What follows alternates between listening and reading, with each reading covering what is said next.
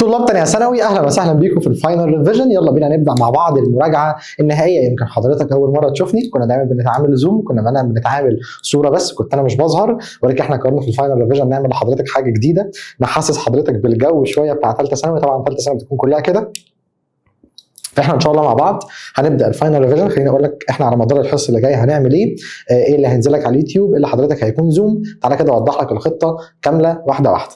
طيب سيبنا البي دي اف ده دلوقتي، نروح للوايت بورد بتاعتنا. بص يا سيدي، حضرتك بمنتهى البساطه عندك كام شابتر؟ عندك 6 شباتر، صح كده؟ كنت بتتكلم عندك شابتر 1 وشابتر 2 وشابتر 3 شابتر 4 5 في الاخر شابتر كام يا جماعه؟ شابتر 6. دول كده ال6 شباتر اللي عند حضرتك في منهج ثانيه ثانوي الترم الاول فيزيكس. طيب بص يا سيدي، هو كل الفكره ان احنا كل شابتر هياخد مننا حصه، خلاص؟ واحنا بناخد كام حصه في الاسبوع؟ بناخد حصتين في الاسبوع. وانت عندك 6 شباتر، يعني انت بتتكلم في 3 اسابيع بدايه من يوم الثلاث ان شاء الله، هيتعد 3 اسابيع هنكون خلصنا المراجعه النهائيه. طيب احنا بنراجع ازاي؟ كل شابتر بينزل لك لحضرتك فيديو سمري. ده الفيديو اللي احنا بنصوره دلوقتي. طبعا الفيديو ده بيكون من الروشته بتاعتنا، من المايند ماب بتاعتنا اللي احنا عاملينها لحضرتك، طبعا فيها المنهج كله. فاحنا ايه، كان المفروض انت لو انت بتنزل معايا سنتر، لو انت بتاخدش اونلاين يعني، كان المفروض حضرتك تتوزع عليك البوسترات دي، ولكن انت ان شاء الله ايه، هناخدها مع بعض يعني. تمام؟ طبعا قايل ان الكتاب ده كله موجود، اللي محتاجه بيبقى ايه، بيكلمني يبعتوا لي PDF ان شاء الله. طيب بص يا سيدي، فكده كده بينزل لك فيديو سمري، تمام؟ لشابتر 1، واهم الاسئله اللي انا عايزك تاخد بالك، او اهم التريكات بتاعت شابتر 1. الفيديو الواحد المفروض ان هو ما يزيدش عن 20 دقيقه ماكسيمم، يعني كل شابتر ما يزيدش عن 20 دقيقه ماكسيمم. ممكن يعني يوم ما يوصل قوي يبقى نص ساعه، وده كان ايه اقصى حاجه هنوصل لها. تمام؟ طيب بعد ما حضرتك تخلص فيديو السمري ده هتعمل ايه؟ وانت بتتفرج على فيديو السمري هتلاقيني بقول لك وقف الفيديو وروح حل التقييم الاول. يعني مثلا احنا النهارده هنراجع شابتر 1. شابتر 1 عليه كام تقييم الوزاره منزلاه؟ منزله تقييمين. التقييم الاول هو واخد شابتر 1 كله لحد اللحظه اللي هيبدا فيها الدايمنشنال فورمولا، يعني اليونت والدايمنشنال فورمولا، ده تقييم ثاني. فانا هشرح لحد المخلص، لحد النص الاولاني اللي هو التقييم الاول، واقول لك اقف لحد هنا روح حل التقييم الاول. فانت هتعمل ايه؟ هتوقف الفيديو وتروح تحل التقييم الاول قبل ما تكمل فيديو الشرح. تمام؟ خلصت التقييم الاول، طبعا كده فيديوهات الحل موجوده برده. خلصت التقييم الاول وحليته، تعالى بقى ارجع لي تاني كمل باقي الفيديو، بعد كده اقول لك ايه، روح حل التقييم الثاني. يبقى انت كده عملت ايه؟ رجعت الشابتر في 20 دقيقه، تمام؟ وحليت التقييمين. ها يا مستر كمل. هندخل زوم مع بعض، كل شابتر بيكون عليه زوم واحد. هندخل زوم مع بعض، هنعمل ايه؟ هنحل مع بعض امتحانين. الامتحان الواحد بيكون 25 سؤال، يعني انت بتحل معايا كام؟ 50 سؤال. طبعا قبل ما ندخل على الامتحانين بنشوف هل حضرتك كان عندك اي مشكله مش فاهمها مثلا من فيديو حل التقييمات، او كان في اي مشكله في الفيديو الريكورد ده حضرتك مش فاهمه، فببدا اشرحه لك تاني في الزوم. طب لو كل حاجه تمام بندخل على طول نحل ايه، ال 25 سؤال مع بعض بتاع كل امتحان. طيب يا مستر الامتحان بيكون على ايه؟ الامتحان بيكون على المنهج كله. انا مش طبيعي ان انا في فاينل ريفيجن احل لك امتحانين على شابتر 1 بس، فهو الامتحانين بيكونوا على المنهج كله، بس انت بتراجع شابتر 1 بس. تيجي في الحصه الثانيه بتراجع 2 بس، انت خلاص اوريدي راجعت 1 2 بس الامتحانين على المنهج كله وهكذا. فانت لو عملت هنا امتحانين انت بتتكلم في 12 امتحان. 12 امتحان زائد التقييمات، ده كده كفايه قوي ان انت تقفل امتحان اخر السنه. خلاص يا جماعه؟ طيب لو انت عايز تشترك معانا، ايه اللي هينزل على اليوتيوب؟ ده اللي هينزل على اليوتيوب فور فري للناس كلها. خلاص؟ حل التقييمات مع الامتحانين ده للناس اللي ايه، المشتركه معانا. تمام؟ حل التقييمات والامتحانين ده للناس المشتركه معانا. طيب لو حضرتك عايز تشترك معانا هتروح تبعت لي على الواتساب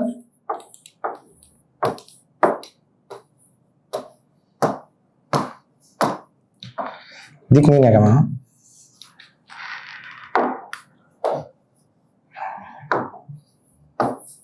ماشي؟ تبعت لي الواتساب وابعت لك كل التفاصيل ان شاء الله. تعالى كده عشان ما نطولش نبدا مع بعض الفاينل ريفيجن على طول، نبدا مع بعض الجزء بتاع شابتر 1 ونشوف احنا عايزين نقول ايه. بص يا سيدي، بدانا اول حاجه في شابتر 1 وهي حاجه اسمها الفيزيكال ميجرمنت، القياس يا جماعه، ازاي اقيس حاجه. فتعالى كده نشوف تعريف القياس وقال لي ايه. نفتح بس القلم كده. ماشي. قال لي it is the process of comparing an unknown quantity with another known quantity of same kind to find out how many times the first includes the second. يعني ايه؟ صلى على النبي. بص يا سيدي، كل الفكره ان انا بيكون عندي، خلينا كده نجيب مثال. دي مسطره وده ماركر. خلاص انا بيكون عندي حاجه انون انا ما اعرفش الطول بتاعها كام، زي مثلا ايه؟ زي مثلا الماركر. حلو قوي. وعندي حاجه نون انا عارفها زي المسطره متقسمه 0 1 2 3 4 لحد 20، فبالتالي دي انا عارفها، دي الحاجه النون ودي الحاجه الايه؟ الانون. انا هبدا امسك الانون ده واحطه على الحاجه النون، بس خلي بالك قال لك لازم يكونوا ايه يا جماعه؟ قال لك لازم يكونوا من سيم كايند، بمعنى ما ينفعش تجيب لي حاجه نون على سبيل المثال مسطره وتروح تقول لي انا عايز اقيس الوزن بتاع القلم ده. لا، ما هو الوزن والطول دول كميتين مختلفين صح؟ لا، هو لازم يكون من ايه يا جماعه؟ من سيم كايند. فانا مسكت اهو المسطره ومسكت القلم، هبدا احط القلم على المسطره بالمنظر ده كده. القلم ده الحاجه الانون اللي انا ما اعرفهاش، ولكن المسطره هي الحاجه النون. عشان اعرف القلم اللي هي الحاجه النون بتاع الحاجه الانون اللي انا ما اعرفهاش اللي انا عايز اعرفها، هي بتحتوي على قد ايه من النون. فانا هبص كده هل هي بتحتوي على، لو المسطره دي كلها 20 اهي، فهي بتحتوي على 12. يبقى انا كده عرفت ان الطول ده كام؟ 12. يبقى تاني يا جماعه، عمليه الميجرمنت، عمليه القياس، هي عمليه، يعني بس نشيل دول عشان نعرف نكتب ونشرح. هي عمليه مقارنه حاجه نون بحاجه انون عشان اعرف كميه الانون ده من النون قد ايه، فاقدر اعرف طوله قد ايه. ده كده كان يا جماعه كان ايه؟ كان عمليه القياس. جميل قوي. بص يا سيدي، عشان حضرتك تقدر تعمل عمليه القياس كويس محتاج تعرف 3 حاجات. ايه هما؟ حضرتك هتقيس ايه؟ يعني انت عايز مثلا تقيس طول، ولا عايز مثلا تقيس وزن، ولا عايز تقيس درجه حراره، ولا عايز تقيس وقت؟ حضرتك عايز تقيس ايه؟ فانا دلوقتي خلاص حددت الحاجه اللي انا عايزها، عايز اقيسها، اسمها فيزيكال كوانتيتي، الحاجه اللي حضرتك عايز تقيسها اهي. ماشي، حددت الفيزيكال كوانتيتي يا مستر. قول لي بقى الحاجه اللي حضرتك حددتها دي هتقيسها بايه؟ فبالتالي لازم تحدد لي الميجرنج تول. طب يا مستر يبقى انا حددت انا هقيس ايه، وجبت الميجرنج تول وقست وطلعت الرقم، لازم تقول لي الرقم ده كام. يعني مثلا 5 متر، 5 سنتيمتر، 5 ملم، 5 كيلو جرام، لازم تحدد لي اليونت. يبقى حضرتك لما الثلاثه دول يكونوا مع بعض او تعملهم مع بعض، يبقى انت كده عملت ايه؟ عمليه قياس مظبوطه. في مشاكل يا جماعه؟ حد عنده اي مشاكل تاني؟ يبقى انا عشان اقيس محتاج 3 حاجات: فيزيكال كوانتيتي الحاجه اللي انت عايز تقيسها، ميجرنج تول الحاجه اللي انت هتقيس بيها الحاجه دي، 3 اليونت بعد ما تقيس بقى هتحط جنب الرقم اللي انت طلعته ايه. احنا هنمسك دلوقتي واحده واحده كده نتكلم فيها. نبدا اولا يا صديقي بالايه؟ بالفيزيكال كوانتيتي، الحاجه اللي حضرتك عايز ايه؟ عايز تقيسها. الحاجه اللي حضرتك عايز تقيسها اللي هي الفيزيكال كوانتيتي انا بقسمها لحاجتين: لا اما فاندمنتال كوانتيتي لا اما دريفد كوانتيتي. يعني ايه فاندمنتال كوانتيتي؟ يعني حاجه بتعرف بنفسها. يا مستر يعني انا برضو ما فهمتش. حاجه بتعرف بنفسها يعني حاجه مش محتاجه قانون. يعني مثلا قول لي كده قانون التمبريتشر، مفيش. قول لي قانون الماس، مفيش وزن الجسم. ولكن لو قلت لك قول لي قانون الاريا هتقول لي لينس في لينس ده لو سكوير مثلا. فبالتالي فاندمنتال هي حاجه ملهاش قانون، حاجه معرفه بنفسها. ولكن الدريفد لا، هي حاجه جايه نتيجه قانون. يعني مثلا لما اقول لك السبيد تقول لي ديستانس على تايم، الكاينيتيك انرجي تقول لي هاف في ماس في سكوير. لما اقول لك مثلا الفوليوم على سبيل المثال مثلا بتاع الكيوب تقول لي لينس باور 3 صح؟ فالحاجه دي ليها قانون. مستر يعني انت عايز تلخص لي الدنيا دي كلها في ايه؟ صلى على النبي. لو الحاجه ليها قانون تبقى دريفد، لو ما لهاش قانون تبقى فاندمنتال. في مشاكل؟ يبقى انت عرفها كده، لو انت عرفت تجيب لي الحاجه دي قانون تبقى دريفد، ملهاش قانون تبقى فاندمنتال. انت بقى حضرتك الفاندمنتال اللي عندك اصلا في الفيزيكس كلها، مش في ثانيه ثانوي بس، في الفيزيكس كلها هم 9 حاجات تبقى عارفهم زي اسمك، هم دول الفاندمنتال. تعالى كده نجيب البورد ونمسكهم واحده واحده عشان هي مش مكتوبه كلها. بص يا سيدي، ايه هم ال9 حاجات؟ صلى على النبي كده واسمع.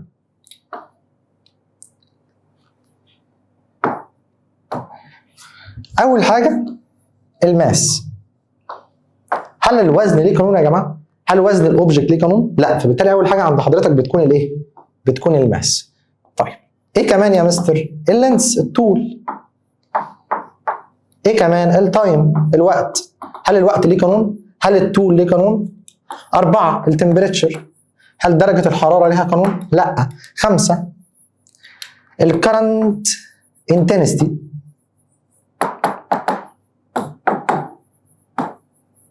شده الكهرباء. بص يا سيدي، الكرنت انتنستي انا بديها رمز الاي.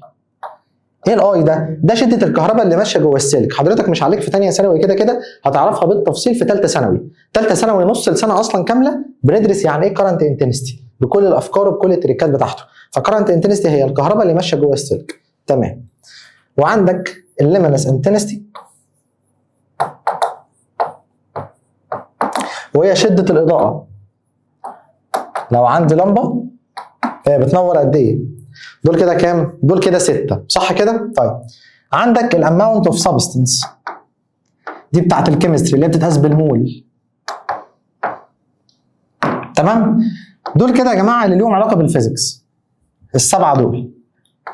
بس مش انت قلت لي ان هم 9، ما في 2 تانيين ليهم علاقه بالماس اللي هو الماث. تعال نشوفهم دلوقتي. بص يا سيدي نراجع بس على دول الاول. اول حاجه الماس اللي هو الوزن. تمام؟ اللينس اللي هو الطول، التايم اللي هو الوقت، التمبريتشر اللي هي الحراره، الكرنت انتنستي اللي هو الكهرباء اللي ماشيه جوه السلك، الليمينس انتنستي هي شده اضاءه اللمبه مثلا، الاماونت اوف سبستنس هي كميه الماده. لو مثلا جبت مثلا على سبيل المثال نيكل اللي هو موجود في الكيمستري، فانا هجيب قد ايه من النيكل ده؟ 2 مول 3 مول. هي المول دي اصلا ملهاش قانون صح؟ ماشي. بعديها عندك بقى بتوع الماس قالوا لنا ايه؟ احنا عايزين ندخل احنا كمان. قال لك الانجل اللي هي العاديه السيتا، زي ما اعمل كده مثلا اهي السيتا دي انجل عاديه بتعرف بنفسها ملهاش قانون. وعندك الايه؟ السوليد انجل. ايه هي السوليد انجل دي؟ هي نفس الانجل العاديه بس بتاعت حاجه 3 دي. خلاص؟ فمثلا لو ده كون مثلا فبتبقى الايه؟ الانجل دي. ماشي؟ دول كده يا جماعه التسعه اللي عند حضرتك هم دول الفاندمنتال في الفيزيكس كلها. يبقى تاني يا جماعه ايه هي حاجه الفاندمنتال؟ هي حاجه تعرف بنفسها، حاجه ملهاش قانون. هم كام واحده؟ هم 9. نرجعهم تاني كده مع بعض. الوزن اللي هو الماس، اللينس اللي هو الطول، التايم اللي هو الوقت، التمبريتشر اللي هي الحراره، الكرنت انتنستي اللي هي الكهرباء اللي ماشيه جوه السلك، الليمينس انتنستي هي شده اضاءه اي حاجه. مثلا جبت لمبه، شده اضاءه اللمبه دي اسمها ليمينس انتنستي. واماونت اوف سبستنس كميه السبستنس، كميه الماده اللي عندك يعني. دول كده بتوع الفيزيكس. طب بتوع الماس الانجل والسوليد انجل. في مشاكل يا جماعه؟ تعال نرجع تاني للايه؟ هو هنا اداك منهم الاساسيين اللينس، التايم، الماس. هنا الفوليوم، هنا بقى الدريفت مش هديك خلاص، فكك من دول خالص. ليه؟ اي حاجه ليها قانون يعني سبيد، فوليوم، كاينيتيك انرجي، اريا، اي حاجه ليها قانون تبقى على طول يا جماعه تبقى على طول دريفت. مستر هو انا ينفع اقول ان اي حاجه غير التسعه اللي انت قلتهم لي ينفع اقول عليها دريفت؟ عادي جدا. يعني انت احفظ التسعه دول واي حاجه ثانيه غيرهم تبقى دريفت. في مشاكل يا جماعه؟ طيب كده احنا خلصنا اول حاجه اللي هي الفيزيكال كوانتيتي، الحاجه اللي حضرتك عايز تقيسها. ندخل على ثاني حاجه وهي الميجرنج تول. حضرتك عندك هتقيس ايه؟ لا اما هقيس لينس، لا اما هقيس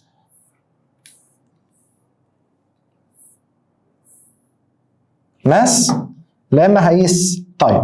تعالى كده نبدا باللينس. بص يا سيدي انا عندي الاربع ادوات اللي ممكن استخدمهم عشان اقيس اللينس: متر تاب، رولر، فيرنر كاليبر، ومايكروميتر. الميتر تاب ده بستخدمه عشان اقيس الحاجات الطويله زي مثلا لينس الاوضه، عايز اعرف من الحيطه دي للحيطه دي كام، فهجيب متر واشتغل بيه. طبعا الاجابه اللي بتطلع لك بتكون بالمتر. الرولر لو انا عايز اقيس حاجه صغيره شويه يعني سمول، حاجه مثلا زي القلم اللي انا قدامك دي، فطبيعي الاجابه بتكون بالايه؟ بالسنتي. ماشي؟ عندك المايكروميتر ده طبعا حاجات صغيره جدا بالمايكروميتر، وعندي الفيرنر كاليبر ده بالمليمتر. في مشاكل يا جماعه؟ يعني دي حاجه كبيره جدا، صغيره، اصغر، اصغر. تمام؟ بالترتيب كده. خلي بالك بس كده ان الفيرنر كاليبر ده تمام ده مينلي يعني ان احنا بنقيس بيه الراديوس.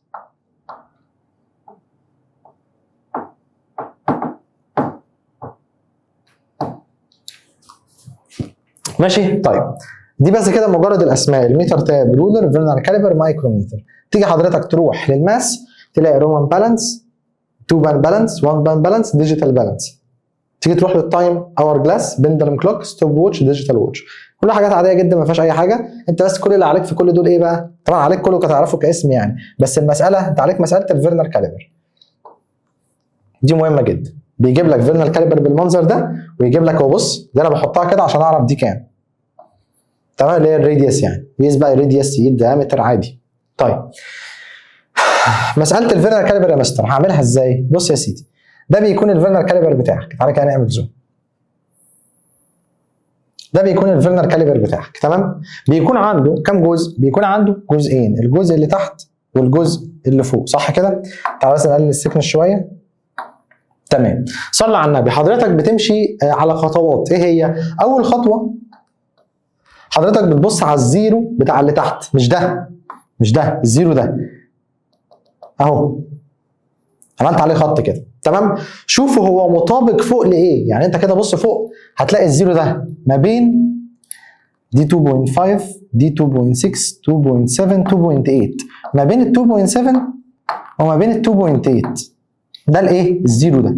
دي كده اول خطوه ان انت تشوف هو ما بين ايه وايه. فانا هنا لقيت ان هو ما بين 2.7 و 2.8. اكتب هنا بس عشان ايه تبقى خطوات يعني. في مشاكل يا جماعه؟ دي كده ايه اول خطوه. تاني خطوه عند حضرتك لقيت ان هو ما بين ال 2.7 وال 2.8، خد دايما الاصغر، يعني هنا هاخد كام؟ هاخد ال 2.7. يبقى تاني يا جماعه انا لو عندي حاجه بالمنظر ده تمام، ادي 3 وادي 4 مثلا سيبك تعالى افترض ان هو 3 و4 بس يعني، ولقيت الزيرو هنا اهو، ده الزيرو بتاع الجزء اللي تحت اهو. هتلاقي الزيرو بتاع الجزء تحت ما بين ايه؟ ما بين 3 و4. هاخد مين؟ هاخد الاصغر يعني هاخد 3. هنا ما بين ايه؟ ما بين 2.7 و 2.8، يبقى هاخد مين؟ هاخد 2.7. هل دي صعبه؟ لا. خطوه رقم 3 تاخد الرقم ده تضربه في 10، يعني 2.7 ملتبلاي 10 يطلع لك 27. تحط اليونت مليمتر. ها لحد دلوقتي حد عنده اي مشاكل؟ تمام. امسح بقى كده وتعالى عند الخطوه الاخيره.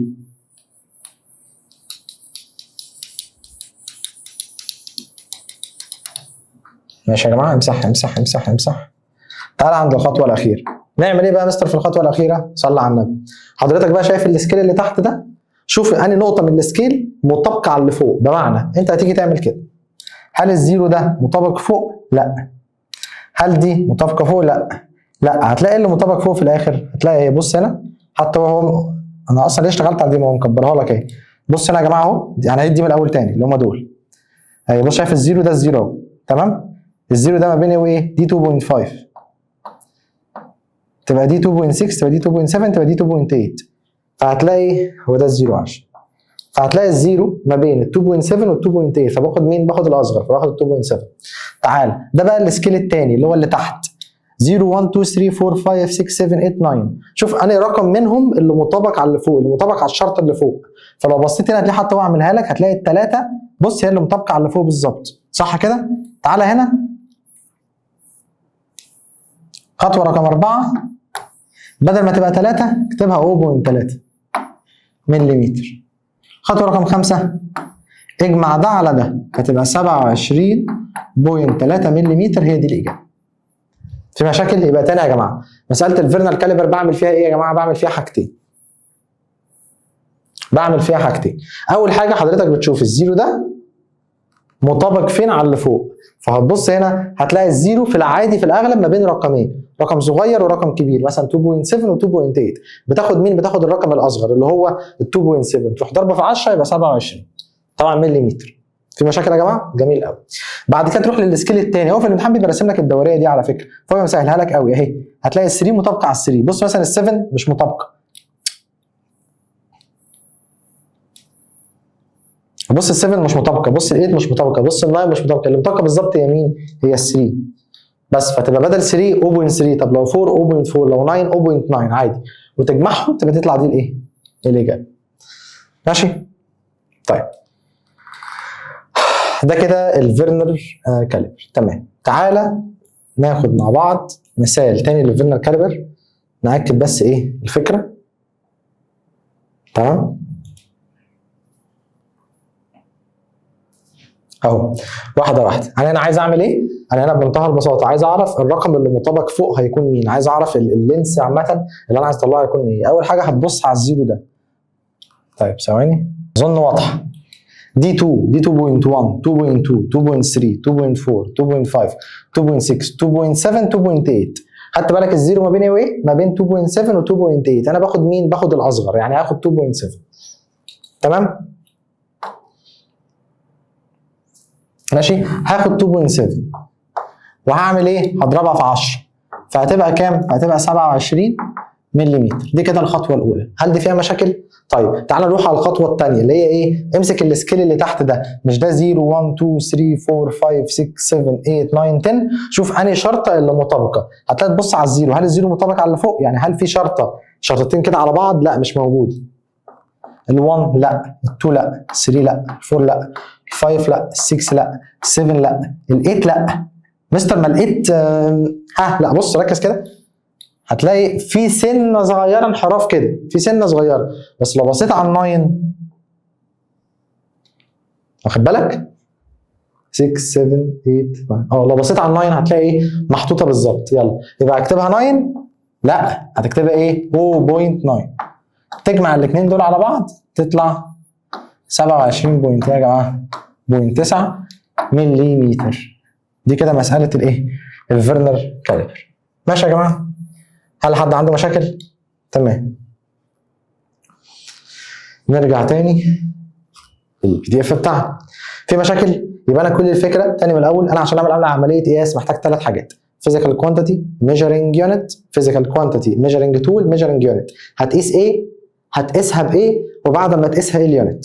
الحاجه اللي عايز تقيسها لا اما فاندمنتال لا اما دريفت. الفاندمنتال يعني حاجه تعرف بنفسها اللي هم ال9 حاجات، ولكن الدريفت حاجه يكون لها قانون. الفاندمنتال ملوش قانون. ندخل على الميجرنج تولز. الميجرنج تولز قلت لك خدنا حاجات لللينس، خدنا حاجات للماس، خدنا حاجات للتايم. ايه الحاجه الوحيده اللي عليها مساله؟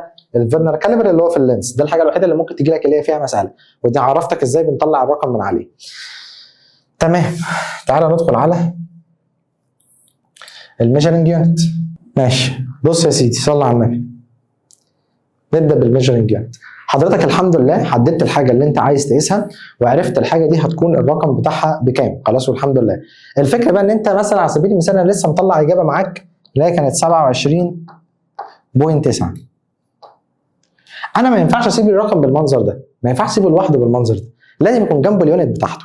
فبالتالي حضرتك هنا ما ينفعش تجيب لي مثلا اللينس تقوله لي 5 وتسكت، ده غلط. ما هو 5 ايه؟ لازم يعرف بيونت صح؟ فلو كتبت مثلا جنبه 5 سنتيمتر انت كده تمام. هي دي اسمها يا جماعه ايه؟ الميجرنج يونت. تمام. احنا زمان كان عندنا اكتر من سيستم، بمعنى على سبيل المثال مثلا الناس اللي عايشه في بريطانيا كانت بتشتغل بيونتس، الناس اللي عايشه في فرنسا كانت بتشتغل بيونت تاني. فحضرتك لازم تفهم الجزء ده كويس. بص يا سيدي، انا مثلا كواحد من فرنسا على سبيل المثال مثلا فين الفرنش سيستم اهو، كنت بقيس الماس بايه؟ كنت بقيس الماس بالجرام. في مشاكل؟ طيب. فانا دلوقتي على سبيل المثال رحت لواحد بقول له بعد اذنك انا عايز 5 كيلو طماطم. هل هقول له كيلو طماطم؟ لا، هقول له ايه؟ 5000 جرام طماطم. تاني، انت دلوقتي عايز تجيب كيلو طماطم، هنسبق شويه في الحته دي، انت اظن حافظ التحويلات برضو يعني، فانت عارف ان دي هي ايه؟ 5000 جرام صح؟ فانت كفرنش سيستم بتشتغل بالجرام، فلما تروح تكلم واحد في فرنسا هتقول له ايه؟ انا عايز 5000 جرام، مش هتقول له انا عايز 5000، مش هتقول له انا عايز 5 كيلو، هو مش هيفهم، قول له انا عايز 5000 جرام فيديك ال 5000 جرام. جميل. طيب انا واحد عايش في بريطانيا، عايش في انجلترا، رحت اجيب طماطم، هل اقول له عايز 5 كيلو؟ لا. هل هو عايز 5 جرام؟ لا، اقول له عايز 5 ايه؟ باوند. يعني هقول له الرقم بتاعي بالباوند، ولحد دلوقتي مفيش مشكله، كل بلد شغاله باليونت بتاعتها والدنيا جميله. حصلت المشكله فين بقى؟ حصلت المشكله لما انا بتاع بريطانيا رحت سافرت لبتاع فرنسا، وبتاع فرنسا سافر بريطانيا، فبدا الواد البريطاني اللي هو بيشتغل بالباوند هو حاليا في فرنسا وعايز يروح يجيب طماطم، معلش ركز معايا. فراح لبتاع الطماطم وهو بيشتغل بتاع بريطانيا بالباوند صح؟ راح لبتاع الطماطم قال له بعد اذنك انا عايز 5 باوند. طب الراجل اللي هيبيع له طماطم بيشتغل بالايه؟ بالجرام، فالثلاث اصبحوا مش فاهمين بعض، ده مش فاهم هو عايز قد ايه وده مش فاهم هو عايز قد ايه، فالدنيا ايه؟ باظت. فعشان كده كل السيستمز دي وحدناها في سيستم واحد اسمه الانترناشونال سيستم، اصبحت كل الدول بتمشي عليه ان الماس بالكيلو. هروح لراجل يقول انا عايز 5 كيلو، غيري في فرنسا يقول له انا عايز 5 كيلو، في بريطانيا انا عايز 5 كيلو. خلاص ما فيش بقى كل واحد يشتغل باليونتس بتاعته. جميل. طيب قبل ما ندخل على دي لازم حضرتك تبقى عارف هنا كانوا بيشتغلوا بايه. انت عندك كام نظام؟ 3، الفرنش والبريتش والمتريك. المتريك سيستم، البريتش سيستم، الفرنش سيستم. حظك ان هو في الفاندمنتال فيزيكال كوانتيتي هنا مش عليه غير 3، اللينس والماس والتايم، ولكن في الانترناشونال عليك كل ال9 اللي احنا لسه قايلينها. تمام؟ طيب فانت عندك هنا اللينس في الفرنش بالسنتيمتر، الماس بالجرام، التايم بالسكند. في مشاكل؟ خش على البريتش سيستم، اللينس بالفوت، الماس بالباوند، التايم بالسكند. في المتريك سيستم اللينس بالمتر، دول طبعا حفظ، الماس بالكيلوجرام، التايم بالسكند. فيجي هنا سؤال مهم جدا يقول لك ايه؟ هي ايه الحاجه المشتركه ما بين الفرنش سيستم والبريتش سيستم والمتريك سيستم؟ فالاجابه هتكون التايم، لان كله بيتقاس بالايه؟ كله بيتقاس بالسكند. فده كان سؤال مهم جه في الايه؟ في التقييمات. طيب تعالى بقى ندخل، احنا وحدنا دلوقتي كله تحت الايه؟ انترناشونال سيستم. هنا بقى مش عليك 3 بس، لا انت عليك ال9 الفاندمنتال كلهم اللي قلناهم. تعال نمسك واحده واحده بقى مع بعض. لينس بيتقاس بالمتر، ماس بيتقاس بالكيلوجرام، التايم بيتقاس بالسكند. تمام؟ اظن دول ايه؟ انت ما عندكش اي مشكله فيهم. تمام؟ الكتريك كارنت انتنستي اللي هي الكهرباء بتتقاس بحاجه اسمها امبير. ثالثه ثانوي، والله العظيم ثالثه ثانوي هندرس كل حاجه بالتفصيل، هنفهم ايه امبير، هنفهم ايه الكلام ده كله. تمام؟ اللومينس انتنستي اللي هي شده الاضاءه بتتقاس بحاجه اسمها كانديلا. يعني انت عايز تقول ان اللمبه دي مثلا بتنور بخمسه، مش هتقول له 5 كده وتسكت، تقول اللمبه دي اضاءتها 5 كانديلا. تمام؟ طيب التمبريتشر بيتقاس بالكلفن، اماونت اوف سبستانس بيتقاس بالمول. دي كانت الحاجات بتاعت الفيزيكس اللي هم السبعه بتوع الفيزيكس. في مشاكل لحد اللحظه دي؟ جميل. طيب بتوع بقى الماس قالوا لنا ايه؟ الانجل العاديه اللي هي البلين انجل اللي هي السيتا عادي جدا بيتقاس بالراديان. طلع الاجابه بالراديان. طب لو سوليد انجل يعني انجل 3 دي زي بتاعت الكون، زي دي كده بتاعت الكون حاجه 3 دي اسمها سوليد انجل بتتقاس بيونت اسمها ستريديان. تمام؟ طيب مستر عليا حفظهم؟ اه اكيد عليك حفظهم. طب مستر يعني اركز على ايه برضو؟ اديني معلش كده كام هنت كده. اركز على ايه؟ ركز على اللينس وركز على الماس وركز على التايم. في مشاكل اللينس والماس والتايم مهمين جدا، وهنا كده كده دول برضو حفظ اللينس والماس والتايم، انه بيجي مقارنه، بيجي يقول لك هو الفرنش سيستم كان اللينس بيتقاس بايه؟ فاهم؟ وهكذا. يجي يقول لك ايه؟ هو ايه الكومن؟ ركز في السؤال ده، ايه الكومن ما بين المتريك سيستم والانترناشونال سيستم؟ الاجابه اللينس بيتقاس بالمتر، والماس بالكيلوجرام، والتايم بيتقاس بالسكند. يعني هتلاقي ان المتريك سيستم اللينس والماس والتايم هم الانترناشونال سيستم. في مشاكل يا جماعه؟ طيب مستر دول كده التسعه الفاندمنتال، صح كده اللي انت قلت لي عليهم، واديتني كل واحده بتتقاس بايه، وانا طبعا لازم ابقى حافظ الفيزيكال كوانتيتي وحافظ اليونت بتاعتها. فانت هتعمل ايه؟ مش هتبص على السبوره دلوقتي خالص، هتجيب ورقه تكتب التسعه تحت بعض، كل واحده تشد خط وتحط اليونت بتاعتها. احفظ معايا واحده واحده. جميل. طب يا مستر الحاجات الدريفد بقى، مبدئيا دي كانت مكتوبه غلط بس فايه تشيل دي خالص. تمام؟ الحاجات الدريفد بقى يا مستر، الحاجات الدريفد هعملها ازاي؟ بص يا سيدي صلي على النبي. الحاجه الدريفد يا صديقي حضرتك مش بتحفظ لها، مش بتحفظ لها حاجه. ليه؟ لان هي مليون حاجه، ما هو في مليون حاجه عندها قانون، فانا مش هقعد احفظ لك كل واحده. فانت هتعمل ايه؟ انت هتحط اليونت الحاجه عاديه جدا. على سبيل المثال مثلا الفيلوسيتي، مش الفيلوسيتي ده بيساوي ديستنس على تايم؟ دايما الحاجه الدريفد بتكون بتساوي حاجات فاندمنتال. يعني مثلا هنا الفيلوسيتي ده اكيد الدريفد صح عشان ليها قانون. هل بقى الطول الديستنس ليه قانون؟ هل التايم ليه قانون؟ لا. طيب فهتعمل ايه يا مستر؟ انت دلوقتي عايز تجيب اليونت بتاعت الحاجه الدريفد دي، هتعمل ايه؟ انت كاتبها بدلاله الفاندمنتال صح؟ حط اليونت بتاعت الفاندمنتال. اي ديستنس اللي هي لينس يعني بيتقاس بالمتر، اي تايم بيتقاس بالسكند، فيطلع لك الفيلوسيتي متر بير سكند. ها هل دي صعبه؟ تمام. ناخد واحده كمان مثلا. تعال الاكسلريشن بتساوي، او مثلا خلينا الاريا دلوقتي بلاش ناخد حاجه كبيره. الاريا بتساوي لينس في لينس بتاعت السكوير مثلا. فالاريا دي هي الحاجه الايه؟ الدريفد اللي انت عايز تعرف اليونت بتاعتها، هي عباره عن حاجات فاندمنتال. مظبوط؟ طيب اللينس ده بيتقاس بالمتر وده بيتقاس بالمتر، متر في متر بمتر سكوير، يبقى دي كده بتاعت الاريا، دي كده بتاعت الفيلوسيتي، وهكذا بقى. تعالى مثلا ناخد واحده كمان. الفوليوم بتاع الكيوب مثلا هو عباره عن لينس باور 3. الفوليوم ده هي الحاجه الدريفد واللينس ده هو الحاجه الفاندمنتال، فاللينس ده بيتقاس بالمتر يبقى متر باور 3 بس. شكرا. في مشاكل؟ يبقى كده الحاجات الدريفد بنجيب اليونت بتاعها ازاي؟ بنجيب على طول انت بتكتبها بدلاله الفاندمنتال، وفي الاخر بتعوض بس باليونتس بتاعت الفاندمنتال اللي هم التسعه اللي انت حافظهم. يبقى انت كده خلصت ما عندكش اي مشاكل. طيب تمام. في بقى هناك جزء في البي دي اف مش مكتوب، فاحنا هنوضحه هنا واحده واحده. بص يا سيدي، هو انا دلوقتي يعني بالعقل كده، انا عشان اصنع المسطره دي عايز اعمل مسطره زي دي كده. طيب واحده واحده. ايه اللي يضمن لي ان انا في مصر لو صنعت مسطره مثلا من هنا لهنا واحد، على سبيل المثال 1 متر مثلا، اي حاجه من هنا ل 1 سم مثلا مش تفرق. حد بيقول لي مستر هو من هنا لهنا 1 سم، يا عم اهو من هنا لهنا اهو 20 سم. تمام؟ اضمن منين ان لما اروح لانجلترا واحد مثلا في انجلترا صنع هو كمان مسطره، اضمن منين ان لازم الصفر ده يكون هو الصفر اللي هناك، وال20 دي تكون هي ال20 هناك؟ اضمن ان هو يكون نفس الطول. على سبيل المثال لو انا دلوقتي مثلا جبت مسطره، جبت ورقه، تمام؟ اقول لك حاجه خليني اعملها حاجه ثانيه احسن. جبت ميزان، تمام؟ وجبت حته ذهب. الذهب ده كان قد ايه؟ كان 1 جرام. في مشاكل؟ تمام. قسته بالميزان بتاعي واداني 1 جرام. حلو قوي. بعته بره مصر هديه لواحد صاحبي هناك في فرنسا، فهو مسك الواحد جرام ده وحطه على الميزان بتاعه، فطلع برضه 1 جرام. ايه اللي خلى الميزان بتاعي زي الميزان بتاعه بالظبط؟ هو مش كل واحد مصنوع في حته، ممكن يكون في ايرور بسيط مثلا سنتي زياده، ملي زياده. ايه اللي بيخليه الاثنين قد بعض بالظبط؟ بص بقى يا سيدي، قال لك يا صديقي ان في حاجات ستاندرد. الحاجات ستاندرد دي على اساسها بصنع الاجهزه. فانت عندك كام ستاندرد؟ عندك 3. الستاندرد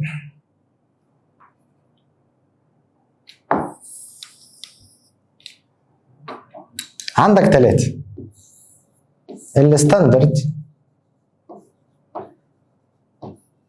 الستاندرد متر، تمام، وعندك الستاندرد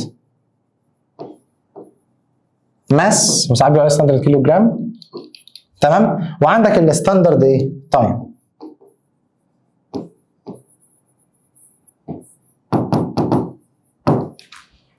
في مشاكل عند حضرتك؟ جميل، اشرح يا مستر. بس ده عايز ايه؟ تمام، اشرح يا مستر. بص يا سيدي، كل الفكره فين؟ ان احنا عندنا مكان، انا الصراحه مش فاكر اسمه قوي، ولكن هو اسمه اظن الانظمه الدوليه للقياس والمعايير، حاجه زي كده يعني. ده مكان موجود جنب فرنسا، جنب باريس، ما علومش عليك يعني. ده مكان موجود جنب باريس بالظبط. المكان ده عباره عن ايه؟ حاجه كده عامله زي المتحف، خلاص، فيها ال3 حاجات دول: الستاندرد متر، والستاندرد ماس، والستاندرد تايم. اي حد عايز يبني مثلا على سبيل المثال مسطره، لازم يروح للستاندرد متر ويقيس من عليه.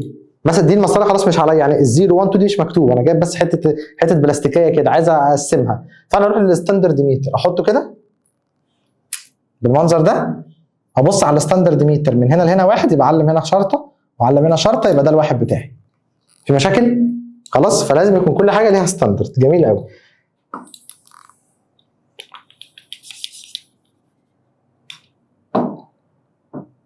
تمام، نبدا بالستاندرد متر. ايه هو الستاندرد متر ده؟ ده عباره عن رد، تمام، بالمنظر ده كده. الرد ده مصنوع من ايه؟ مصنوع من ماده اسمها بلاتينيوم إيريديوم. ماشي؟ اشمعنى يا مستر الماده دي؟ اشمعنى ماده البلاتينيوم إيريديوم؟ قال لك ان ماده البلاتينيوم إيريديوم هي ماده مش بتتاثر بالعوامل الخارجيه. يعني انا ما ينفعش اكون عملت حاجه ستاندرد متر من هنا لهنا مثلا فيها هي في الستاندرد متر ده 1، واجي اسمعها بالماده دي اتمددت. ما هي لو اتمددت الواحد ده هيزيد معايا، فكده طول المسطره هيختلف، صح؟ فقال لك لا، لازم اصنعها بماده ما بتتفاعلش. ايه هي الماده دي؟ هي البلاتينيوم ايه؟ إيريديوم. طيب بعديها هعمل ايه؟ هحفر هنا حفره واحفر هنا حفره، بشرط ان المسافه بين الحفره دي والمسافه بين الحفره دي يكون 1 بس كده. فبالتالي ده اصبح الواحد بتاعي. فانا لما اجي اعمل مسطره وعايز اعملها 1، انا عامل ايه؟ جايب دي كده وقايس من هنا لهنا، واجي انا احط شرط، يبقى ده 0 وده الشرط، يبقى ده الواحد بتاعي. في مشاكل؟ طبعا ماشي، تبقى 0.1 بقى والحاجات دي. في مشاكل يا جماعه؟ طيب تبقى الناس فاهمه. يبقى عباره عن رد، الرد ده مصنوع من بلاتينيوم إيريديوم. البلاتينيوم إيريديوم ده ليه؟ عشان مش بيتفاعل مع حاجه جنبه، وعندي هنا حفرتين، حفره هنا وحفره هنا. المسافه بين الحفره والحفره دي هي الحاجه الستاندرد، الحاجه اللي انا على اساسها بعمل كل المساطر، كل الميتر تاب، كل الكلام ده كله. في مشاكل؟ طيب ايه هو الستاندرد ماس؟ نفس الكلام، بجيب سلندر. السلندر ده مصنوع من ايه؟ مصنوع برضه من بلاتينيوم إيريديوم.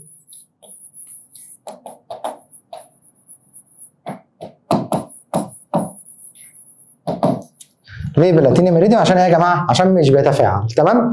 طيب مصنوع مستر من بلاتينيوم إيريديوم، جميل جدا. عشان مش بيتفاعل هشوف وزن البتاع ده كام، فلاقي مثلا ان وزن البتاع ده الماس بتاعه مثلا يساوي 1 كيلو جرام بس، فده كده الستاندرد بتاعي. لازم لما اجي اعمل اي ميزان هاجي الاول اتسته هنا، احط البتاع ده لازم يقرا 1، لو قرا 1 يبقى كده خلاص الميزان ده مظبوط. طيب ايه هو الستاندرد تايم؟ دي بقى مش محتاج، يعني هنا جبت سلندر مصنوع من بلاتينيوم إيريديوم، هنا جبت رد مصنوع من بلاتينيوم إيريديوم، هنا مش محتاج تجيب اي حاجه. ليه؟ هو متبص استخدم الشمس. قال لك ان ال1 داي عباره عن 24 ساعه مضروبه في 60، يعني الرقم ده كده بالمينت، مضروبه في 60 ثانيه، والرقم ده كده بالايه يا جماعه؟ بالسكند، تطلع رقم كده، تمام؟ يبقى ال1 داي في الرقم ده من السكندز، تمام؟ يبقى ال1 سكند قد ايه؟ يبقى ال1 سكند بتساوي 1 داي على الرقم اللي كان طالع هنا، ويبقى ده الستاندرد بتاعي. حد عنده مشاكل؟ تمام؟ جميل. هو مش هيسألك اصلا عليهم في الامتحان، بس احنا ايه قلنا نقول كده. حضرتك جاهز ان انت توقف الفيديو؟ كده انت جاهز ان انت توقف الفيديو وتروح تحل التقييم الاول بعد ما رجعنا. طبعا حتى كده كده بعد ما رجعت معايا من الفيديو، اولا بتحفظ القوانين لو في قوانين يعني، وبتفتح النوتس بتاعتك، النوتس بتاعت حضرتك انت، وبتبدا تذاكرها اللي انت كنت كاتبها معايا، تبدا تذاكرها قبل ما تدخل على ايه؟ على الجزء الثاني. يلا روح حل التقييم وتعالى لي. تمام؟ تعالى بقى ندخل كده مع بعض على ايه؟ على الجزء الثاني بعد ما حضرتك حليت التقييم. طيب بص يا سيدي، اليونتس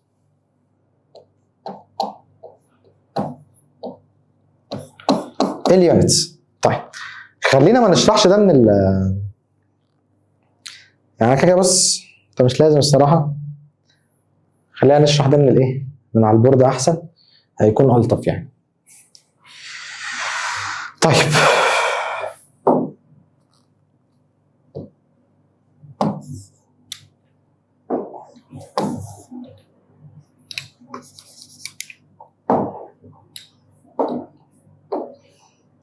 نمسك مثلا ايه ده. بص يا سيدي، هنبدأ دلوقتي يا جماعة في اليونتس. في مشاكل؟ طيب انا الستاندرد يونت عندي دايما بتكون متر. جميل؟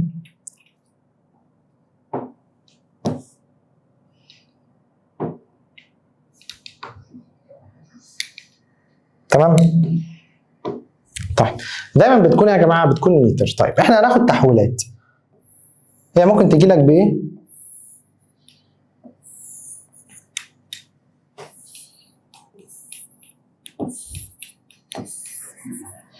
تمام؟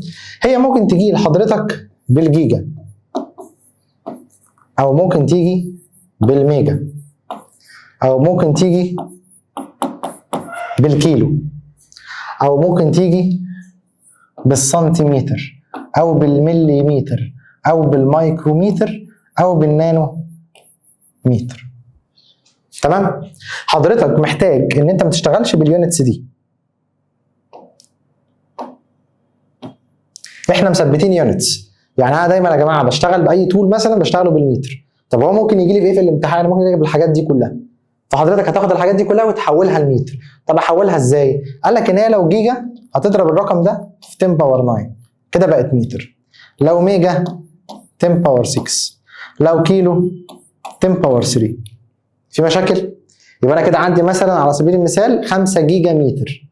انا عايز احولها لمتر، يبقى 5 ملتبلاي 10 باور 9 كده انت الرقم بقى عندك بالمتر، تقدر تعوض فيه في القوانين. هي الفكره كلها فين يا جماعه؟ ان انا ما ينفعش اعوض بيونت والزميل اللي جنبي بيعوض بيونت والواحد اللي في بلد ثانيه بيعوض بيونت. فاحنا اتفقنا على يونتس اللي هي المتر، الستاندرد يونت اللي هي المتر، صح؟ فبالتالي كل حاجه لازم تكون بالايه؟ بالمتر. مش زي احنا اتفقنا عليه؟ مش احنا اتفقنا الفرنش سيستم كان بيعوض بحاجه، والبريتش كان بيعوض بحاجه، والمتر كان بيعوض بحاجه، فكده وحدناهم كلهم تحت الانترناشونال يونت. فاحنا عايزين بقى نحول الانترناشونال. احنا قلنا اي لينس بيتقاس بالايه؟ يعني ديستنس الكلام ده كله بالمتر. فبالتالي لازم كل القوانين بتاعتي لما اجي اعوض فيها اعوض بالمتر. طيب انت عند حضرتك ممكن يجي لك ايه غير متر؟ يجي لك جيجا، فهتاخد الرقم اللي بجيجا تضربه في 10 باور 9. يجي لك ميجا، تاخد الرقم اللي بميجا تضربه في 10 باور 6. يجي لك كيلو تضربه في 10 باور 3.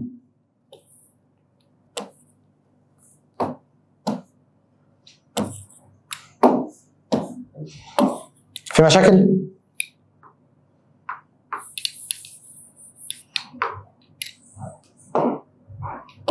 طيب لو جالك سنتي هتاخد الرقم اللي في سنتي تضربه في 10 باور نيجاتيف 2. ملي تضربه في 10 باور نيجاتيف 3. مايكرو تضربه في 10 باور نيجاتيف 6. نانومتر تضربه في 10 باور نيجاتيف ايه؟ 9. دي كده التحويلات الاساسيه. طبعا هتلاقي طبعا احنا قلنا في الحصه بقى تحويلات زي الديكوميتر، مش عارف قلتها لكم الصراحه، ديكوميتر كده مش عليكم يعني. هتلاقي برضه الفنت وهتلاقي حاجات زي كده يعني. في مشاكل يا جماعه؟ تمام. ايه تاني؟ خد بقى التركايه دي. لو انا قلت لك حول لي 1 سنتيمتر، عايز اعرف هعمل ايه عشان احوله لمتر. فانت هتقول لي يا مستر بسيطه يا مستر ما فيهاش حاجه. انت قلت لي اضرب في كام؟ في 10 باور نيجاتيف 2، صح؟ يبقى انا عشان احول من سنتيمتر اهو زي ما قلنا هنا تضرب في كام؟ في 10 باور نيجاتيف 2 تبقى متر. حلو قوي. طيب واحده واحده. لو انا بقى راجع يعني انا عايز احول من متر لسنتي. كل الفكره اللي انا كنت بقولها لكم ان حضرتك خد نفس الرقم بالظبط، بس بدل ما النيجاتيف خليه بوزيتيف، يعني ملتبلاي 10 باور كام؟ باور 2. تعالى ناخد واحده ثانيه. لو انا عايز احول من 5 جيجا لمتر، يعني 5 جيجا متر احولها لمتر، احولها تحويله الجيجا ايه؟ تضرب في 10 باور 9. تمام، يبقى اخد دي كده اضرب في 10 باور 9. هل دي صعبه؟ طيب لو انا بقى راجع من متر لجيجا شقلب، يعني بدل 9 تبقى نيجاتيف 9، هنا نيجاتيف 2 شقلبت بقت 2، وهكذا. دي كده اول فكره. تاني فكره، لو انا بحول من 5 سنتيمتر عايز اوصل للكيلو متر، هل حضرتك حافظ تحويله من السنتي للكيلو؟ لا يا مستر، انت لو رجعت هنا يا مستر انت محفظني لحد المتر، صح؟ مش محفظني اي حاجه ثانيه. جميل قوي. فانت هتعمل ايه؟ هتمشي واحده واحده، هتحول اللي انت حافظه، يعني هتحول من سنتي لكيلو، اسف من سنتي لمتر. عشان احول من سنتي لمتر هتضرب في 10 باور نيجاتيف 2، يعني 5 باي 10 باور نيجاتيف 2. دي كده بتتقاس بالايه عند حضرتك؟ بتتقاس بالمتر. هل دي فيها مشاكل؟ طيب كمل بقى، حول من متر لكيلو. دي انت عارفها. يعني ايه يا مستر عارفها؟ يعني انت عارف ان انا من الكيلو للمتر 10 باور 3. انا هنا بقى العكس، بحول من متر لكيلو، يبقى بدل 3 هتخليها نيجاتيف 3. بس اضرب دول كده في بعض، هي دي التحويل من سنتي لكيلو.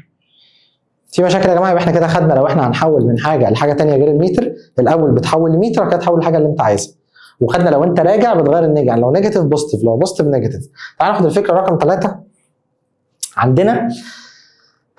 نصلي على النبي يا جماعه. ايه هي الفكره رقم 3؟ صلوا على النبي كده واحده واحده. بص يا سيدي، لو انا عايز احول من سنتيمتر باور 2 لمتر باور 2، اعملها ازاي؟ انت حافظ من سنتيمتر صح؟ يا مستر، في 10 باور نيجاتيف 2، صح كده؟ طب مش في 2 هنا اللي هي هنا، صح؟ خد الباور اضربه في 2، فنيجاتيف 2 في 2 يبقى كأنك كده تضرب في كام؟ في 10 باور نيجاتيف 4. في مشاكل؟ تعال نعملها مره كمان. لو انا بحول من مليمتر لمتر، مليمتر بقى سكوير لمتر سكوير، اقول لك حاجه؟ كيوب باور 3، هعملها ازاي؟ حول عادي من مليمتر لمتر 10 باور نيجاتيف 3. في مشاكل؟ بعد كده مش في هنا 3، روح اضربه في الباور فبقت نيجاتيف 9.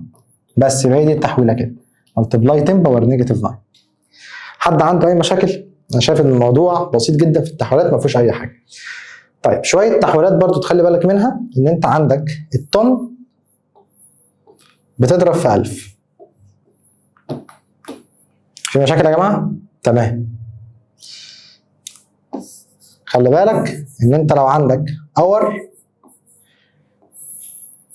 هتحولها لمينت، بعد كده المينت هتحوله لايه؟ لسكند. هتعملها ازاي دي؟ انت عارف ان التايم بيتقاس بالسكند. اول حاجه هتحول من اول لمينت بتضرب في 60.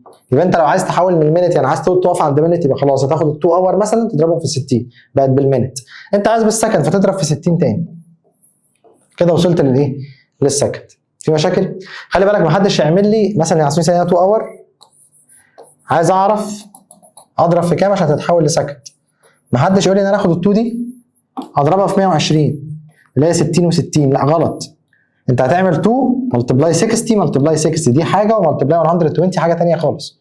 محدش يعمل لي ايه الغلطه دي. طيب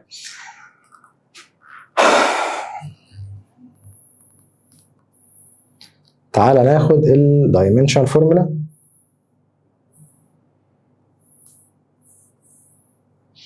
برضه هنشرحها على البورد. هي كل الفكره فين يا جماعه؟ كل الفكره ان انا هثبت عند حضرتك شويه ستاندرد. ايه هي؟ ان اي ماس ده الفيزيكال كوانتيتي، ايه اليونت بتاعته؟ كيلو جرام، صح؟ دي اليونت. في بقى حاجه اسمها دايمنشنال فورمولا، ان انا بديه رمز الام كابيتال، تمام؟ وعندك لينس بيتقاس بالايه؟ بيتقاس بالمتر، بديله رمز ايه؟ ال كابيتال. وعندك تايم بيتقاس بالايه؟ بيتقاس بالسكند. بديله رمز ايه؟ بديله رمز تي كابيتال. انا عايز اكتب كل القوانين على شكل الدايمنشنال فورمولا دي، هعملها ازاي؟ صلى على النبي. اكتب القانون عادي جدا. عايز ناخد الفيلوسيتي مثلا. الفيلوسيتي هي بتساوي ديستانس على التايم، صح؟ الديستانس بيتقاس بالايه؟ بيتقاس بالمتر، والتايم بيتقاس بالايه؟ بيتقاس بالسكند. استبدل بقى، المتر هستبدله بحرف ال كابيتال اهو، السكند هستبدله بحرف التي كابيتال اهو. خد قاعده في الدايمنشنال فورمولا، ما ينفعش تكتب حاجتين ديفايدد بعض. فانا عايز اطلع اللي تحت ده فوق، هنا اكن في باور 1 لما يطلع يبقى نيجاتيف الباور، يعني ال تي نيجاتيف 1. دي كانت الدايمنشنال فورمولا بتاعت الفيلوسيتي. في مشاكل؟ تمام. خلي بالك ان الدايمنشنال فورمولا ينفع اعمل فيها ملتبلاي عادي، ما تديش مشاكل، وينفع اعمل فيها ديفايدد عادي، صح؟ بس ما ينفعش تعمل بلس وماينس، يعني ما ينفعش تقول لي ام ال بلس ام ال يديني كام؟ ما ينفعش. طيب ساعتها ايه يا مستر الحل؟ صلى على النبي. لو انت بتعمل بلس وماينس لنفس الحاجه هيطلع نفس الحاجه، ولكن لو كنت بتعمل بلس او ماينس لحاجتين مختلفين تبقى الاجابه undefined، ما ينفعش اصلا. ولكن لو نفس الحاجه تنزل زي ما هي. يعني الدايمنشنال فورمولا ولا بعمل لها بلس ولا بعمل لها ماينس. طب في حاله ان السؤال جالك بلس وماينس، شوف بقى لو نفس الحاجه تنزل زي ما هي، لو مش نفس الحاجه تبقى undefined. تمام؟ هل حد عنده اي مشاكل؟ ماشي.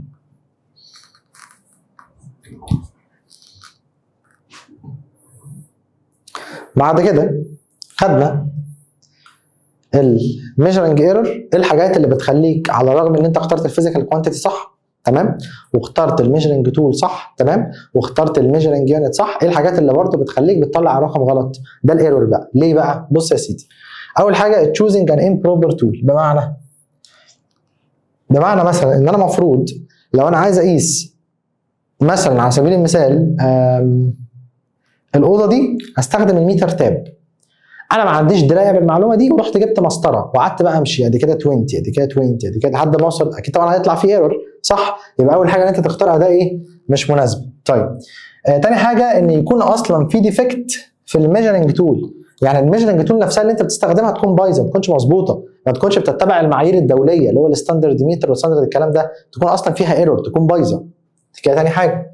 تالت حاجه wrong procedure due to the lack of experience of person. دلوقتي انا لو حضرتك جبت لك مثلا على سبيل المثال الفيرنر كاليبر اللي انا لسه جايبه لحضرتك، قلت لك قيس لي الراديوس، تمام، واديته لك من غير ما اشرحه، انا اخترت لك الاداه صح والاداه شغاله، بس هل انت عندك الخبره الكافيه ان انت تستخدم الفيرنر كاليبر؟ لا، فبالتالي انت هتطلع لي الرقم غلط، صح؟ كذلك نفس الحاجه، انت ممكن تطلع رقم غلط دي بسبب ان انت اللي بيستخدم اصلا ما عندوش خبره في الاداه اللي هو بيستخدمها. لازم الفيرنر كاليبر ابقى فاهم ازاي بتعامل معاه، لازم ابقى فاهم ازاي الاميتر بتعامل معاه، ازاي الفولتميتر بتعامل معاه، لازم فاهم ازاي الرولر المسطره ازاي بتعامل معاه، كل ده مهم جدا، تمام؟ طيب فعندنا هنا مثال مهم جدا، ان انا في معلومه عندي ان انا لو عندي سلندر مليان ميه، تمام، بالمنظر ده كده، ودي 1 2 3 4 5 6 7 8 9 10 11، تمام، وعايز اعرف منسوب الميه ده قد ايه، ففي معلومه بتقول لي ان حضرتك لازم تبص بربنديكولر، يعني لازم تيجي من الجنب هنا كده وتبص كده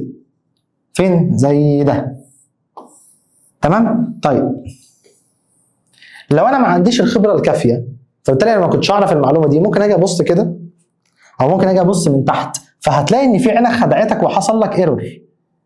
يعني بص هنا الرقم ايه؟ الرقم هنا بالظبط كده، هنا انت هتشوفوا حاجه ثانيه، هنا هتشوفوا حاجه ثانيه. فدي كده مثال او تطبيق على الجزء ده، ان لازم اللي يكون بيستخدم الاداه يكون عنده علم ازاي بيستخدمها. وده المثال بتاعه. دايما يا جماعه لما يكون عندي جرادويتد سلندر بالمنظر ده كده وعايز اعرف الميه اللي فيه هي قد ايه، تبص بالبنديكولر زي ما ده باصص كده. في مشاكل؟ طيب اخر حاجه هم 4 كده، رقم 4 environmental كونديشن، مثلا التمبريتشر عاليه فده ممكن يبوظ شويه اجهزه، ياثر على القرايات بتاعتهم وهكذا. طيب ايه بقى انواع القرايات اللي عندي؟ حاجتين، لا اما دايركت ميجرمنت لا اما اندايركت ميجرمنت. الدايركت ميجرمنت حضرتك بتعمل عمليه قياس واحده بس، يعني مثلا هي وان ميجرنج بروسيس الكالكوليشن ودونت سبستيتيوت، يعني انت الرقم اللي بتاخده مش بتعوض فيه في قانون، بمعنى انت عايز تعرف لينس الورقه قد ايه، اللينس بتاع الورقه، فهتجيب مسطره وتعمل المسطره كده وتشوف الطول بتاع الورقه قد ايه، كانت عملت كام عمليه قياس؟ واحده بس. طيب لو انا قلت لك نفس الورقه دي احسب لي الاريا بتاعتها، مش انت اول حاجه هتقيس اللينس، بعد كده تعمل مره قياس ثانيه تقيس الويتس عشان تعمل لينس في ويتس، يبقى عملت عمليه كام قياس؟ مرتين. هي دي اسمها الدايركت والاندايركت. يبقى الدايركت بعمل عمليه قياس مره واحده، الرقم بيطلع لي جاهز على طول، فبالتالي انت مش بتاخد الرقم تعوض بيه في اي معادله، مش بتاخد بيه تعوض في اي قانون، هو اصلا رقم واحد. طيب لو حصل ايرور، الايرور هيحصل مره واحده. تعال نفترض ان المسطره دي بايظه مثلا، فهي هتطلع لي الطول غلط، يعني الايرور حصل كام مره؟ مره. تعال نقارن الناحيه الثانيه كده، تعال نقارن الناحيه الثانيه. انا بقى عايز اقيس الاريا، هتعمل كام عمليه قياس؟ اقول لك حاجه، عايز اقيس الفوليوم، هتعمل كام عمليه قياس؟ 3 مرات. هتقيس اللينس والويتس والهايت عشان تعمل لينس في لينس في لينس، يبقى كام عمليه؟ 3. بعد ما تعمل اللينس والويتس والهايت خلاص كده، ولا هتعوض في قانون؟ هتعوض في قانون، يبقى وي سبستيتيوت ماثيماتيكال ريليشن. طيب لو المسطره دي بايظه، مش هي هتعمل لك ايرور ادي مره وايرور ادي مره وايرور ادي مره، يعني ايرور في اللينس وايرور في الويتس وايرور في الهايت، يعني الايرور هيكون اكتر من مره. تمام؟ تعال ناخد مثال مثلا. هو المثال ده مهم على فكره، الجزء ده مهم. لو انا عايز اقيس الدنستي، فهي الدنستي بتساوي ماس على فوليوم. لو انت رحت قست الدنستي عن طريق ان انت جبت اول حاجه ميزان فقست الماس، ادي كده عمليه رقم 1. بعد كده رحت جبت ايا كان بقى مسطره او ايا كان الحاجه اللي بتقيسها هي قد ايه، حسبت الفوليوم بتاعها، لينس في ويتس اوف هايت مثلا، فعملت كام عمليه قياس؟ مره لللينس ومره للويتس ومره للهايت، يبقى كده كام عمليه؟ 4، واحده ماس واحده لينس واحده ويتس واحده هايت. تمام؟ فدي على طول دايركت ولا اندايركت؟ اندايركت. اهي determine the liquid density via measuring its mass by a balance and its volume by a graduated cylinder. ماشي يا جماعه؟ تمام، ودي كده اندايركت. طيب عندك بقى جهاز ممكن اقيس بيه الدنستي اسمه هيدروميتر. الجهاز ده حضرتك بمنتهى البساطه بتحط فيه السبستنس اللي انت عايز تقيس الدنستي بتاعتها، هو بس بتبص كده على الرقم يطلع لك الرقم على طول. ده اسمه ايه؟ اسمه هيدروميتر. لو انا قست الدنستي بالهيدروميتر دي تصنف دايركت ولا اندايركت؟ واحده واحده. انت عندك شروط، حضرتك هتعمل كام عمليه قياس؟ لو انت عملت عمليه واحده تبقى دايركت، اكتر من عمليه تبقى اندايركت. لو الدنستي بتساوي على فوليوم، فانت مره هتحسب الماس ومره هتحسب الفوليوم، ولما تيجي تحسب الفوليوم هتحسبه لينس وويتس وهايت، يعني انت عملت 4 عمليه قياس، فده اكيد اندايركت. ولكن بجهاز الهيدروميتر يا جماعه، بجهاز الهيدروميتر انت بتاخد الرقم على طول، فده يتصنف دايركت. في مشاكل؟ لو انا مثلا جيت قلت لك انا هحسب الفوليوم عن طريق لينس وويتس وهايت، فده اندايركت عشان انت مره هتقيس اللينس مره الويتس مره الهايت.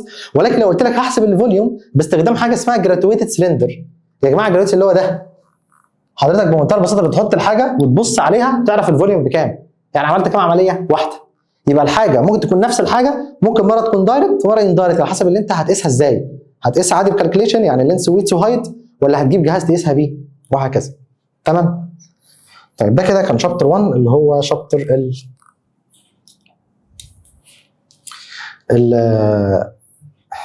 الميجرمنت. تمام؟ عمليه مقارنه حاجه مش معروفه بحاجه معروفه، وخدنا الثلاث حاجات: الفيزيكال كوانتيتي، فاندامنتال ودريفت، الميجرنج تول اهو، خدنا الفيرنال كاليبر ازاي بتعامل معاه، الميجرنج يونت قلنا كلنا ان احنا لازم نبقى حافظينها. بعد كده خدنا بقى الكونفرجن، انا مثلا هنا في الستاندرد يونت بشتغل اللينس بالمتر صح؟ طب لو هو جالي حاجه ثانيه غير المتر، جالي مثلا ملي مايكرو نانو بيكو، دي التحويلات اهي. تمام؟ خدنا الدايمنشنال فورمولا، حضرتك بمنتهى البساطه تكتب القانون، مثلا الفيلوسيتي ديستانس على تايم، الديستانس عباره عن ايه؟ عن متر، والتايم سكند، كل متر بعوض عنها بال، كل سكند بعوض عنها بتي، كل كيلو جرام بعوض عنها بام. فانت بمنتهى تكتب القانون تكتبه على شكل يونت، يعني متر على سكند، شيل كل متر حط ال، شيل كل تي حط، شيل كل سكند حط تي. فالدايمنشن فورمولا ما فيش ديفايدد، فاللي تحت على طول يتكتب يتكتب فوق. وخدنا الايرور اتناقشنا فيه مع بعض. كده بقى احنا جاهزين ندخل على شابتر 2، يعني ده ان شاء الله هيكون يا جماعه؟ هيكون الحصه اللي جايه. كده انت خلصت السمري بتاعت شابتر 1، اتمنى ان هي ما تكونش طويله، اظن هتبقى طويله يعني. شكرا لكم يا جماعه. روح حل التقييم الثاني، مهم جدا تحله، مهم جدا فعلا. يبقى انت كده خلصت التقييم الاول والثاني وخلصت الفيديو السمري، تدخل معايا ان شاء الله اللايف نحل مع بعض امتحانين، يبقى احنا كده ماشيين على الخطه بتاعتنا تمام التمام. شكرا لكم يا جماعه، اشوفكم ان شاء الله في فيديو جديد. السلام عليكم.